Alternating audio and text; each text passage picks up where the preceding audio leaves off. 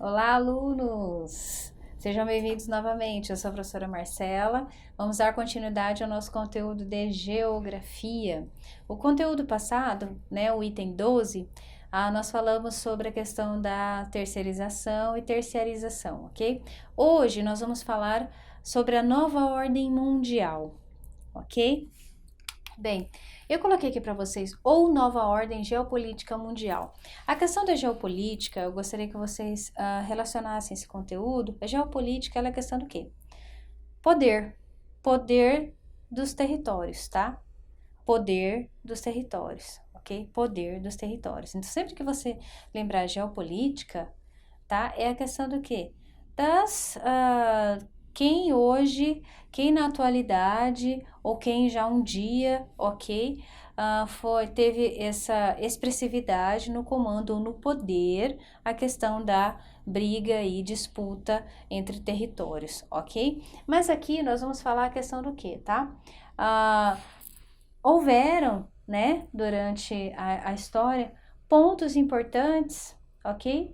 Que depois disso houve o quê? Uma nova formação, uma nova conjuntura, ok? Bem, plano geopolítico internacional, o que seria essa nova ordem mundial para vocês, tá? Um plano geopolítico internacional das correlações de poder e forças entre os estados nacionais após o final da Guerra Fria, tá? Essa Guerra Fria foi uma disputa econômica entre os Estados Unidos e a extinta União Soviética, tá ok? Então, o que isso desencadeou mundialmente? Essa foi uma briga, o quê? Entre o capitalismo e o socialismo, tá? Até então, os Estados Unidos era capitalista e a União Soviética era socialista, tá?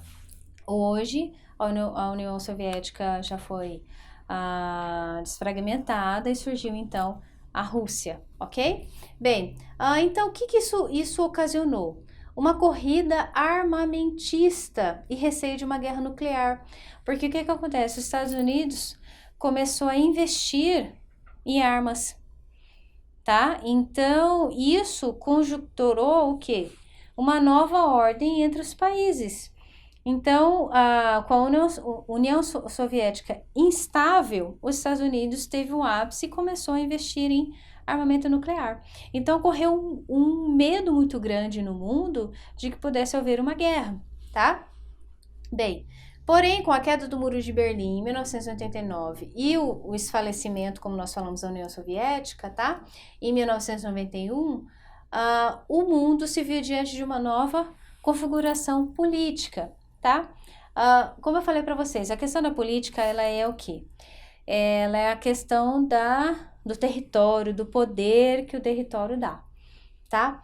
Bem, então aqui nós temos alguns fatores que desencadearam aí, que dá pra gente indicar ou classificar essa questão da nova ordem geopolítica, tá? Após esse acontecimento aí da Guerra Fria. Nós temos a unipolaridade, que é a questão da soberania militar dos Estados Unidos, tá?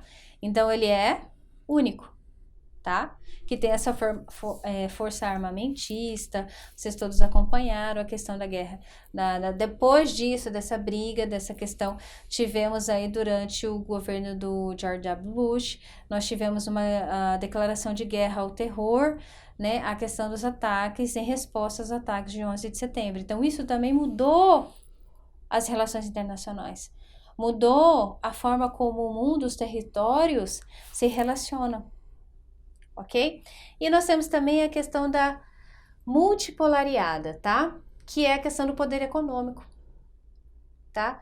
Não é só questão da soberania militar, mas nós também temos hoje no mundo o poder econômico. Por exemplo, quais são as grandes potências que nós temos hoje, tá? Então, nós temos aqui o Japão, a União Europeia, a China e também a questão dos Estados Unidos. Mas, tá?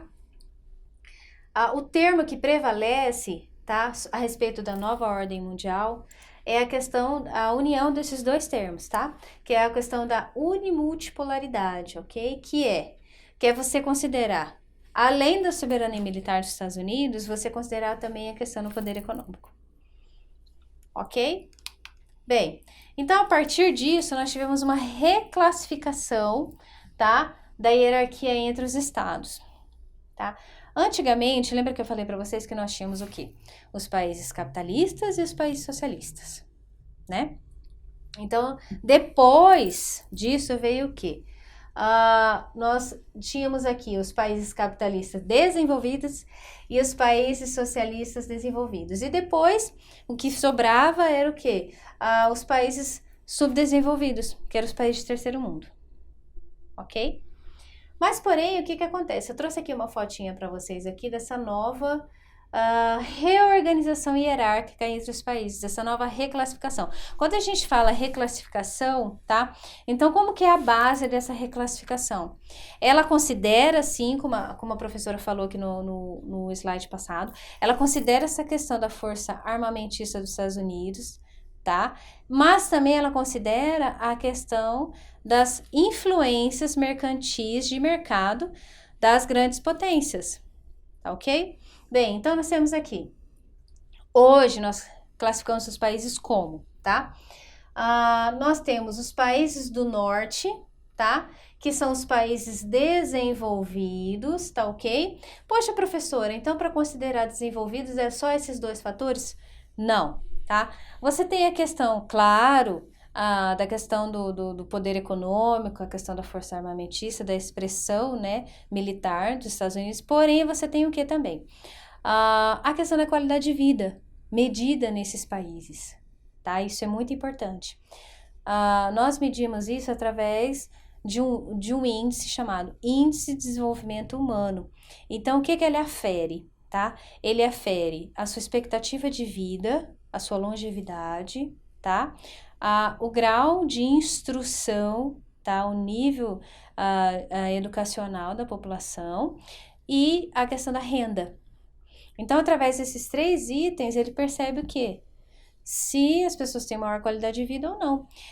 A renda, se as pessoas estão ganhando relativamente bem para se sustentar ou, enfim, para arcar com o custo de vida naquela determinada localidade. A questão do grau de instrução, o que é? É para saber o nível de educação da população.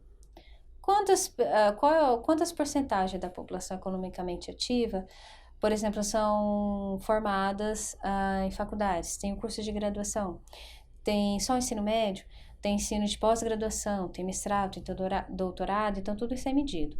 E a questão da longevidade, da expectativa de vida, porque isso influencia. Há muito tempo atrás, essa expectativa de vida, ela era menor, tá? No mundo todo. Se nós lembrarmos aqui, na época logo do descobrimento do Brasil, né, que eram assim condições péssimas, né, as pessoas com 30, 40 anos já eram consideradas velhas. Então, hoje essa concepção mudou muito, tá? E muitos morriam também, né? Pela falta de saneamento básico e tudo mais, né? Então, hoje, nós temos os países do norte, tá? Aliás, essa foi uma segunda classificação depois dessa. Nós tivemos os países do norte e os países do sul, tá?